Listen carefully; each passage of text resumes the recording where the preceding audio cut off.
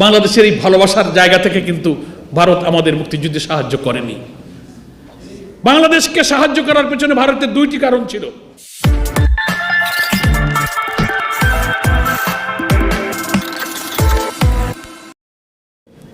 বাংলাদেশের এই ভালোবাসার জায়গা থেকে কিন্তু ভারত আমাদের মুক্তিযুদ্ধে সাহায্য করেনি। বাংলাদেশকে সাহায্য করার পেছনে ভারতের দুইটি কারণ ছিল। ইতিহাস বিশ্লেষকদেরকে আমি বিশ্লেষণ করতে বলবো। একটা কারণ ছিল এই 1965 সালে পাকিস্তানি সেনাদের কাছে ভারত যে পরাজিত হয়েছিল, পাকিস্তান নামক রাষ্ট্রের কাছে ভারতীয় সৈন্যদের এই নির্মম পরাজয়ের প্রতিশোধ দেওয়ার জন্য বাংলাদেশের মুক্তিযোদ্ধাদের এই স্বাধীনতা যুদ্ধের সুযোগকে ভারত গ্রহণ করেছিল।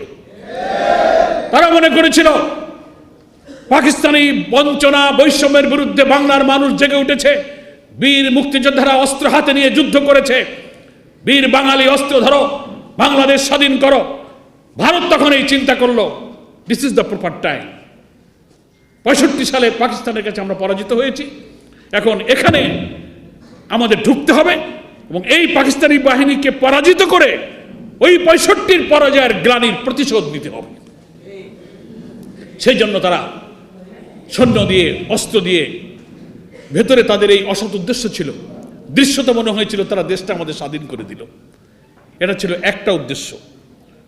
65-তে তাদের পরাজয়ের প্রতিশোধ নেওয়ার জন্য পাকিস্তানি সেনাদের পরাজয় করার মধ্য দিয়ে তাদের এই প্রতিশোধ নেওয়া ছিল একটা অন্যতম উদ্দেশ্য।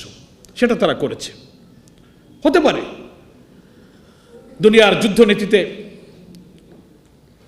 এক দেশের সেনাবাহিনী আর এক দেশের সেনাবাহিনীর জয় পরাজয়ের একটা আলাদা কন্টিনিউশন মেনটেন করে কোনো না কোনো সময় মতো তারা অবস্থা বুঝে তার প্রতিশোধ নেবার সামরিক নীতি অনেক সময় তারা গ্রহণ করে থাকে।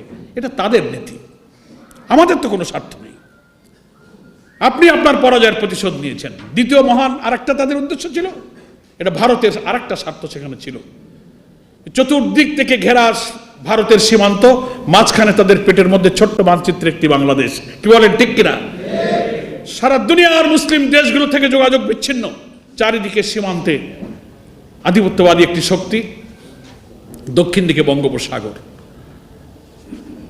তারা মনে করেছিল এই মুক্তিযুদ্ধ বাঙালি যে জেগেছে, এই যুদ্ধকে কাজে লাগিয়ে যদি এই দেশে একটু সাহায্য করি, দেশটাকে আমি পাকিস্তানিদের হাত থেকে আলাদা করে দিতে পারি, তাহলে আমার দেশের অর্থনীতি, রাজনীতি, শিল্প, কল কারখানা, সংস্কৃতি সমস্ত কিছু তাদের উপরে চাপিয়ে দিয়ে আমার একটি করদ রাজ্য, একটা ব্যবসার বাণিজ্য কেন্দ্রে দেশটাকে আমি ব্যবহার করতে পারি। সেই জন্য তারা এখানে কিন্তু সাহায্য করেছিল।